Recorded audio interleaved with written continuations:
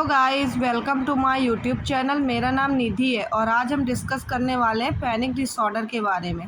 इसके अंदर हम पढ़ेंगे definition of panic disorder, types of panic disorder, causes of panic disorder, sign and symptoms क्या हैं इसके, डायग्नोसिस क्या है और मैनेजमेंट क्या है। तो आइए वीडियो को शुरू करते हैं। सबसे पहले हम पढ़ेंगे डेफिनीशन ऑफ पैनिक डिसऑर्डर। क्या होता है पैनिक डिसऑर्डर? तो panic disorder is an anxiety disorder characterized by recurrent panic attacks and intense fear of having other panic attacks. The fear of future panic attacks becomes so consuming to the pupil with panic disorders that it's become debilitating. Symptoms include heart palpitation, nausea, numbness or tingling sensation, feeling smothered, shaking or trembling, and persistent concern about additional attacks or their consequence. यानी कि panic disorder एक type का anxiety disorder है जिसमें person को बार बार sudden और intense fear यानी कि बहुत डर या डिस्कम्फर्ट के एपिसोड्स आते हैं जिन्हें पैनिक अटैक्स कहते हैं। ये अटैक्स बिना किसी क्लियर रीज़न के आ सकते हैं और इसमें फिज़िकल सिम्टम्स जैसे fast heart beat, sweating, shaking या ब्रीथलेसनेस और साइकोलॉजिकल सिम्टम्स जैसे कंट्रोल खोने का डर, मरने मारने का डर या पागल हो जाने का डर होता है। अगर शॉर्ट में देखें तो पैनिक डिसऑर्डर एक तरीके का रिपीटेड और अनएक्सपेक्टेड पैनिक अटैक्स और constant worry about future attacks का मतलब मिक्सअप फॉर्म होता है। ठीक है, नेक्स्ट हम पढ़ेंगे टाइप्स ऑफ पैनिक डिसऑर्डर, जिसमें से हमारा पहला टाइप है अनएक्सपेक्टेड पैनिक अटैक्स, जिसका पहला पॉइंट है that occurs without any obvious trigger or warning. The pupil may be at rest, sleeping or engaged in normal activities. Example जैसे कि someone suddenly feel their heart racing, breathlessness, dizziness and fear by dying while sitting calmly at home. या फिर this type is most common in panic disorder. ये जो panic disorder होता है ये बिना किसी वार्निंग या ट्रिगर के अचानक हो जाता है। पर्सन नॉर्मल सिचुएशन में होता है, सडनली उसे पाल्पिटेशंस, शॉर्टनेस और शॉर्टनेस ऑफ ब्रीथिंग और चेस्ट पेन या डर फील होने लगता है। ये ही पैनिक डिसऑर्डर का मेन फीचर है, क्योंकि पेशेंट को लगता है कि कभी भी और कहीं भी पैनिक अटैक आ सकता है। ठीक है, नेक्स्ट हमारा टाइप है situationally bond panic attacks. Situationally bond panic attack that always occurs in response to a specific trigger or situation. The person knows that whenever they facing that situation or panic occurs. Example, a person experience panic every time they ride in elevator, enter your crowded marketplace or face a phobia trigger events. जैसे कि there are often seen in people with a phobias as well. यानी कि situationally bond panic attack एक ऐसा panic attack होता है जो हमेशा एक स्पेसिफिक सिचुएशन या ट्रिगर के साथ ही होता है। मतलब पेशेंट को जब भी उस पर्टिकुलर सिचुएशन का सामना करना पड़ता है तो पैनिक अटैक डेफिनेटली होता है। इसके जैसे कुछ फीचर्स होते हैं, जैसे अटैक प्रिडिक्टेबल होता है इसमें, जैसे कि पेशेंट को पहले से अंदाज़ा होता है कि अगर वो उस सिचुएशन में जाएगा तो पैनिक अटैक ज़रूर आएगा। या फिर दूसरी फीचर होता है जैसे अटैक हमेशा सेम ट्रिगर के साथ जुड़ा होता है, जैसे लिफ्ट, क्राउड यानी भीड़ भाड़ से, या फिर एरोप्लेन में। ये ज़्यादातर फोबिया रिलेटेड कंडीशन में देखा जाता है। ठीक है, नेक्स्ट हम पढ़ेंगे situationally predisposed panic attacks. Panic attacks that do not away happen but have a higher chance of occurring in certain situations. The trigger increase the risk, but the attack is not granted every time. Example: a person sometimes panics in social gathering but not every times. यानी कि situationally predisposed panic attack वो होता है जो किसी particular situation में आने की प्रोबेबिलिटी ज़्यादा होती है, लेकिन हर बार ज़रूरी नहीं है कि पैनिक अटैक हो। मतलब सिचुएशन एक रिस्क फैक्टर या ट्रिगर को काम ट्रिगर का काम करती है, पर अटैक कभी हो सकता है और कभी नहीं। इसके की फीचर्स होते हैं जैसे कि नॉट फुली प्रिडिक्टेबल, यानी पेशेंट को लगता है कि अटैक आ सकता है पर हमेशा नहीं आता। सिचुएशन के साथ स्ट्रॉन्ग एसोसिएशन होती है पर 100% नहीं होती है, यानी कि पैनिक अटैक का टाइमली वेरिएबल होता है, कभी इमीडिएटली, कभी थोड़ा डिले के बाद। जैसे अगर हम एग्जांपल देखें तो किसी को गाड़ी चलाने से डर लगता है, नहीं, पेशेंट को गाड़ी चलाते टाइम कभी पैनिक अटैक होता है, कभी बिल्कुल नॉर्मल फील करता है। ठीक है, अगर वो भीड़ भाड़ की जगह पे जाते हैं, यानी मेला में, जैसे कोई पेशेंट है वो मेले में या मार्केट में जाता है तो कभी पैनिक अटैक आ जाता है और कभी बिना प्रॉब्लम के ही निकल जाता है। कुछ ऐसी सिचुएशंस अराइज होती हैं। नेक्स्ट हम पढ़ेंगे, नेक्स्ट पार्ट है हमारा नॉक्ट्यूर्नल पैनिक अटैक्स।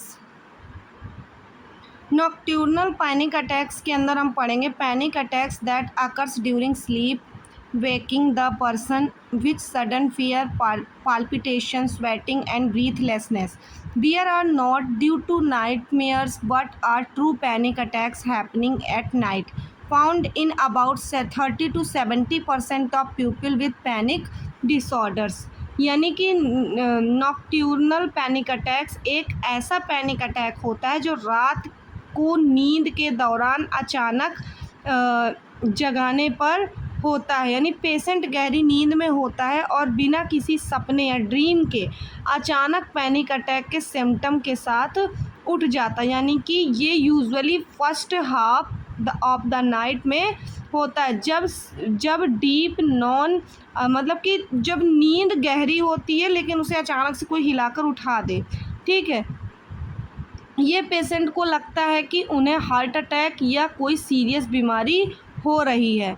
अटैक्स के बाद पेशेंट को वापस सोने में मुश्किल होती है और वो ज़्यादा अलर्ट फील करता है। इसके कुछ जैसे सिम्टम्स होते हैं जैसे कि सांस लेने में दिक्कत, दिल की धड़कन तेज़ होना या फिर कपकपी होना या फिर चेस्ट में दर्द होना या चक्कर आना, घबराहट होना या मर जाने का डर या कंट्रोल खो देने का डर होना। ठीक है, नेक्स्ट हम पढ़ेंगे limited symptoms panic attacks were fewer than 4 symptoms of a full panic attacks are present. Example: a person only has heart palpitations and dizziness without the full range of symptoms like chest pain, choking or trembling. These can still be distressing and may progress into full down panic attacks. Limited symptom panic attack एक ऐसा panic attack होता है जिसमें patient को panic attack के कुछ ही symptom होते हैं, जैसे फुल क्राइटेरिया कंप्लीट नहीं होता। DSM-5 के हिसाब से अगर 4 या उससे ज़्यादा सिम्टम प्रेजेंट हो तो उसे फुल पैनिक अटैक कहते हैं। अगर 4 से कम सिम्टम प्रेजेंट हो तो उसे लिमिटेड सिम्टम पैनिक अटैक्स कहते हैं। जैसे कि अगर देखा जाए, जैसे कि इसके कुछ एग्जांपल्स है, जैसे किसी को अचानक पाल्पिटेशंस या स्वेटिंग या डिजीनेस हुआ, यानी कि सिर्फ 3 सिम्टम ही शो हो रहा है तो ये हमारा लिमिटेड पैनिक अटैक्स है। यानी पेशेंट को चेस्ट में पेन हो रहा है या फिर शॉर्टनेस ऑफ ब्रीथिंग हुआ है या फिर उसको बाकी कोई और सिम्टम्स हो रहे हैं तो ये भी हमारा लिमिटेड पैनिक अटैक्स ही हो। यानी 4 से अगर अधिक है तो वो फुल सिम्टम पैनिक अटैक्स है, और अगर इसमें कुछ 4 से कम सिम्टम्स हो रहे हैं तो ये हमारा लिमिटेड पैनिक अटैक्स होगा। जैसे इसके कुछ सिम्टम्स होते हैं जैसे पाल्पिटेशंस या फिर स्वेटिंग या फिर ट्रम्बलिंग होना, शॉर्टनेस ऑफ ब्रीथिंग होना, चेस्ट पेन होना, नोज़िया या फिर डिरियलाइजेशन होना यानी अलग फील करना, या फियर ऑफ लॉसिंग कंट्रोल या फिर नमनेस जैसी कंडीशंस एराइज होना। नेक्स्ट हम पढ़ेंगे कॉजेज़ ऑफ पैनिक डिसऑर्डर, किन किन कारणों की वजह से पैनिक डिसऑर्डर हमें कॉज करता है।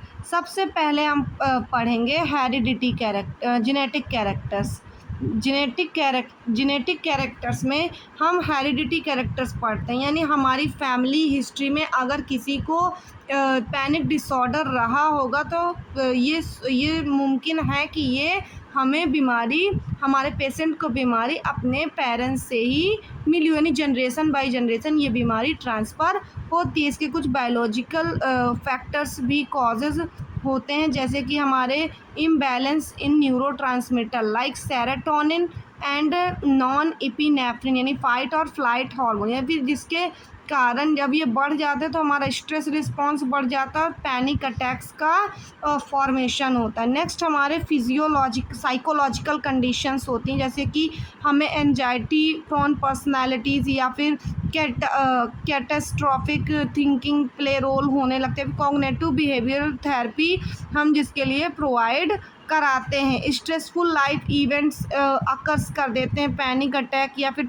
किसी प्रकार की ऐसा ट्रॉमेटिक एक्सपीरियंस किया हो, यानी एक तरीके से सदमा टाइप्स कि वो चीज़ जब हम उस चीज़ के एक्सपोज़र में आते हैं तो हम अंदर से घबराने लगते हैं, हमें एंजाइटी फील होने लगती है। ऐसी कंडीशंस भी हमें यानी ट्रॉमेटिक एक्सपीरियंस भी एक तरीके का हमें पैनिक डिसऑर्डर कॉज करता है। नेक्स्ट हम देखेंगे इसके साइन एंड सिम्टम्स क्या होता है। जैसे कि इसके हमने बहुत सारे साइन एंड सिम्टम्स पढ़े हैं, जैसे कि शॉर्टनेस ऑफ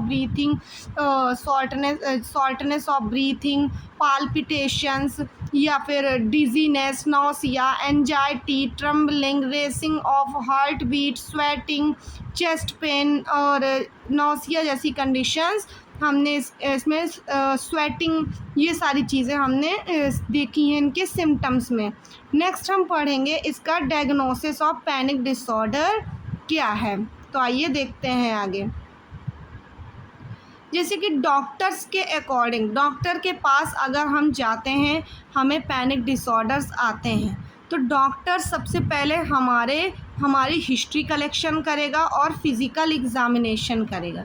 फिज़िकल एग्ज़ामिनेशन में और हमारा मेंटल स्टेटस एग्ज़ामिनेशन करेगा। मेंटल स्टेटस एग्ज़ामिनेशन करेगा, ठीक है। मेंटल स्टेटस एग्ज़ामिनेशन करेगा जिसमें से वो देखेगा कि मतलब कि हमें कितने सिम्टम्स शो हो रहे हैं रिलेटेड टू पैनिक डिसऑर्डर। 4 हैं कि 4 से ज़्यादा हैं, हमें फुल पैनिक डिसऑर्डर हुआ या फिर लिमिटेड पैनिक डिसऑर्डर्स हुए हैं, या फिर हमें किसी प्रकार की बायोलॉजिकल कॉजेज़ तो नहीं है, जैसे हमारे न्यूरोट्रांसमीटर का इम्बैलेंस तो नहीं है, और हमारे रिस्पायरेटरी सिस्टम को चेक करेगा और न्यूरोलॉजिकल इलनेस को चेक करेगा। हमें ईसीजी करवाएगा जिससे हमारे पाल्पिटेशंस की कंडीशंस अगर बढ़ रही हैं या फिर हार्ट बीट इंक्रीज हो रही है तो ये सारी चीज़ें हमें दिखाई देंगी। हमारा थायराइड फंक्शंस को चेक करेगा और ब्लड शुगर लेवल को चेक करेगा और बॉडी में प्रेजेंट इलेक्ट्रोलाइट्स को चेक करेगा कि कहीं हमें उसकी वजह से तो पैनिक अटैक्स नहीं आ रहे हैं। नेक्स्ट हम पढ़ेंगे की पॉइंट्स इन डायग्नोसिस। की पॉइंट्स क्या होते हैं, जैसे कि अगर हमारे पैनिक डिसऑर्डर है तो ये सडन होते हैं, रिकरेंट होते हैं और अनएक्सपेक्टेड पैनिक अटैक्स आते हैं। इसमें मतलब कि on going very behavioural changes from at least 1 month, यानी 1 महीने में एक बार तो अगर पैनिक अटैक्स से अगर पैनिक डिसऑर्डर से कोई पेशेंट ग्रसित होता है तो महीने में कम से कम एक बार तो उसके बिहेवियर में चेंजेस होते हैं। ये किसी प्रकार के सब्सटेंस से कॉज नहीं होते हैं, या फिर इसमें किसी प्रकार की मेडिकल कंडीशन या फिर अदर मेंटल डिसऑर्डर्स से के कारण ये कॉज नहीं होते हैं। इसमें कुछ ट्रीटमेंट्स हैं, जैसे कि ट्रीटमेंट्स क्या क्या हैं पैनिक डिसऑर्डर के, तो जैसे कि इसमें हम साइकोथेरेपी प्रोवाइड कर सकते हैं, जिसमें हम CBT प्रोवाइड करा सकते हैं। ये क्या करती है, ये पैनिक अटैक्स को रिड्यूस करती है, हमारे निगेटिव थॉट्स में चेंजेस लाती है, और हमें एक्सपोजर थेरेपी प्रोवाइड करनी चाहिए। एक्सपोजर यानी कि पेशेंट जिस चीज़ से एक्सपोज होने में उसे पैनिक डिसऑर्डर कॉज कर रहा है, तो हम थोड़ा थोड़ा करके उस पेशेंट को उस चीज़ से एक्सपोज करवाएंगे, जिससे कि उसके अंदर का डर धीरे धीरे ख़त्म हो सके। हम कुछ मेडिसिन्स प्रोवाइड कराएंगे जिससे कि उसको पैनिक डिसऑर्डर में हेल्प मिले। तो हमारी कुछ मेडिसिन है, जैसे कि सिलेक्टिव सेरोटोनिन रीअपटेक इनहिबिटर्स, और दूसरा हमारा एंटी डिप्रेसेंट ड्रग्स हैं, जैसे कि बेंजोडाइज़ेपिमाइंस हैं, जो कि प्रोवाइड हम कुछ समय के लिए कर सकते हैं। जैसे ही हमें रिलीफ मिल जाते हैं तो ये हमें मतलब इनको बंद करा देनी होती है। ये कुछ कॉम्बिनेशंस ऑफ मेडिसिन्स हैं, लेकिन CBT इसके लिए बेस्ट मानी जाती है। नेक्स्ट हम पढ़ेंगे हमारे लाइफस्टाइल क्या क्या होना चाहिए। हम लाइफस्टाइल में क्या चेंजेस करें जिससे कि पेशेंट के पैनिक डिसऑर्डर को मतलब ठीक किया जा सकता है। जैसे हम पेशेंट को बोलें वो रेगुलर एक्सरसाइज करे और एडिक्वेट स्लीप ले, या फिर जो उसको सोने के में नींद नहीं आती है तो हम उसको पूरी नींद लेने के लिए बोलेंगे। उसको ये चीज़ बोलेंगे कि उसको स्ट्रेस नहीं लेना है किसी प्रकार का। उसको गहरी सांस लेने के लिए बोलेंगे, अगर उसको स्ट्रेस हो रहा है तो गहरी सांस लेने के लिए बोलेंगे। रिड्यूस पैनिक अटैक, जिससे कि पैनिक अटैक्स जो होंगे वो अपने आप ही कम होने लगे। हम उसको कैफ़ीन और स्टिमुलेंट्स का यूज़ करने के लिए अवॉइड करेंगे, ठीक है। हम उसको कैफ़ीन का यूज़ करने के लिए अवॉइड करें, मतलब बोलेंगे कि उसको यूज़ नहीं करो, जिसके कारण पर्सन ईज़िली पैनिक डिसऑर्डर से लड़ सकता है। तो आज के वीडियो में इतना ही। आगे अगर आपको ये वीडियो पसंद आई हो तो चैनल को लाइक करें, सब्सक्राइब करें और बेल आइकन को प्रेस करें। Thank you.